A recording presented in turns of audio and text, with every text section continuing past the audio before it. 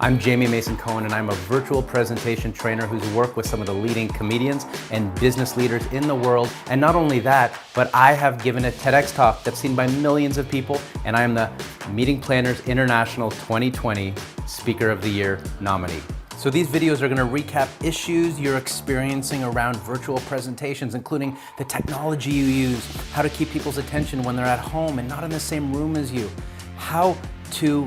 as one organizer said, avoid speaker karaoke. You're going to learn how to prepare, and it's going to be so much easier for you to figure out what to do next and where to go, how to structure a talk, how to decide what to put in it, how to be instantly better as a presenter with a few quick tips to increase your charisma on camera, to be the best possible speaker you can be, to come across just as you need to for that particular audience.